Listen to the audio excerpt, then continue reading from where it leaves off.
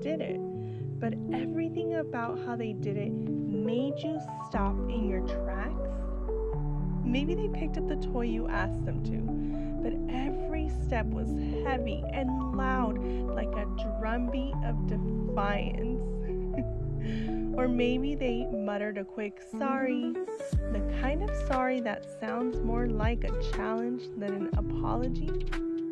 On the outside, the box is checked, but in your gut, you can feel it. Something deeper is going on. I'll never forget a student I once had. He seemed like the dream child. He was polite, quiet, respectful. Teachers raved about him. But one afternoon, I noticed something small. It was so small, it would have been easy to just brush past it. And it exposed an entirely different reality beneath the surface. That moment forever changed the way I thought about what it means to guide children. I'll tell you exactly what I saw in a moment. Welcome back to Little Feet Big Guidance, the podcast that walks with you through the everyday joys and challenges of parenting. I am the Nurture Navigator, here to help you weave science, faith, and love into real-life parenting. I'm not a parent myself, but as a teacher, I've walked alongside countless families, guiding children and learning what truly supports healthy development. And it's lessons like the one I learned that day with my student. Those are the stories, those are the moments that reveal what's happening beneath the surface that I bring here for you. That moment with my student opened my eyes to something I think many of us wrestle with as parents, teachers, or caregivers. Too often, our focus lands only on the outside, the behavior, right? Did they do what I asked? Did they follow the rule? Did they stop the tantrum? But here's the tension and the issue with that. Behavior can be managed, even forced, without ever touching the heart. The Bible says in 1 Samuel 16:7, man looks at the outward appearance, but the Lord looks at the heart. Oof. That verse stopped me in my tracks because it reminds us that what really matters, what really lasts, is what's happening inside. Ellen G. White also put it beautifully and supported this by saying, the work of parents is not merely to control their children, but to train them that they may govern themselves. In other words, it's not enough to have obedience. The real goal is to raise children who choose what's right because they understand it, believe it, and carry it in their hearts. So back to my student. From the outside, his compliance looked like success. Yes! But that small moment when he acted differently the second he thought no one was watching showed me how fragile obedience can be if it's only about performance. It was like seeing a crack in a glass window. Like at first glance, everything looked perfect.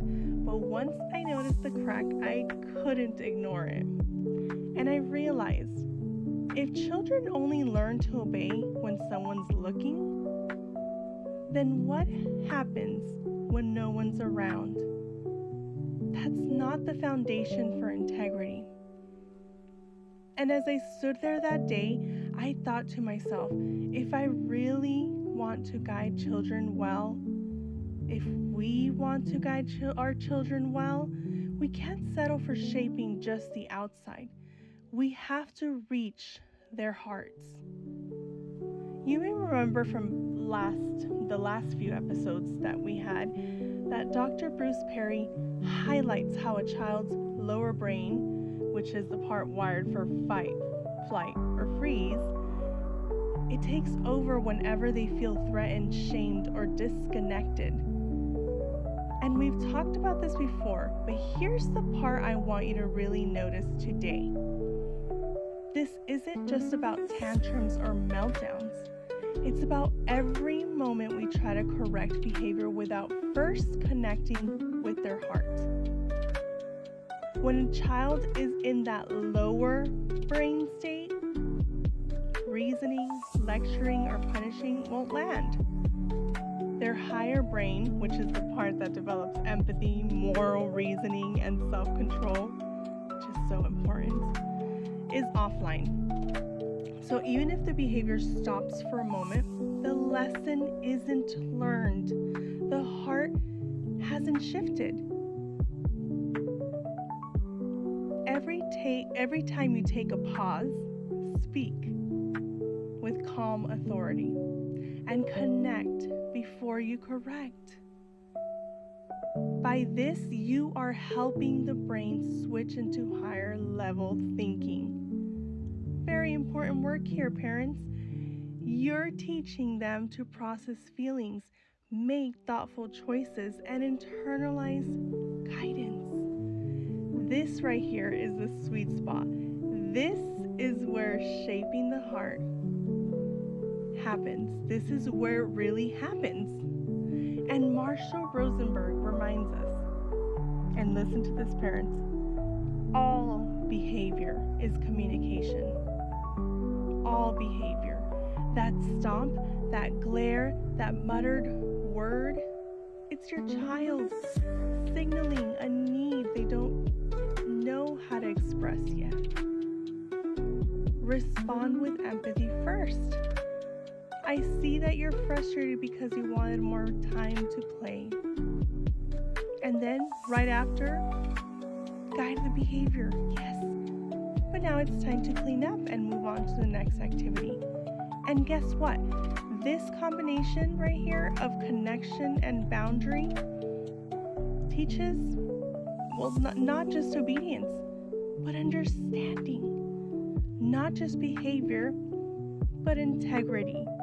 And because we've discussed the lower brain before, you can start noticing these moments in real time, helping your child experience their higher brain being on, their heart being understood, and their choices shifting from compliance to genuine understanding. Good stuff, right? So this week, put into practice what we've been exploring with Dr. Perry and Marshall Rosenberg. Notice the lower brain signals. Watch for stomps, yells, refusals, or mutters, which are what? Signs of unmet needs. Yeah. Connect first. Pause. Kneel down. Make eye contact and acknowledge their feeling. Set the boundary right after. Calmly guide their behavior. Right? So this week also, I would like for you to write down one connect before correct moment each day. And you'll start to notice how your child responds when they feel understood before being guided. Over the week, watch how small heart-centered moments create trust, cooperation, and internalized understanding. This is not just surface obedience. No. Thank you for spending this time with me today. If this episode sparked even a small insight, a pause to notice what's really happening in your child's heart, hit subscribe so you don't miss what's coming next. Next week, we're diving into consistency, the secret ingredient. You'll see how steady, predictable guidance can transform power struggles, meltdowns, and testing moments into trust, cooperation, and calmer days. Remember, parents, it's not about giant leaps. It's about showing up, staying connected, and guiding little hearts, one small, sometimes wobbly, but always meaningful footstep at a time. And yes, those little feet will stomp, kick, or wiggle through your plans. And that's all part of the adventure.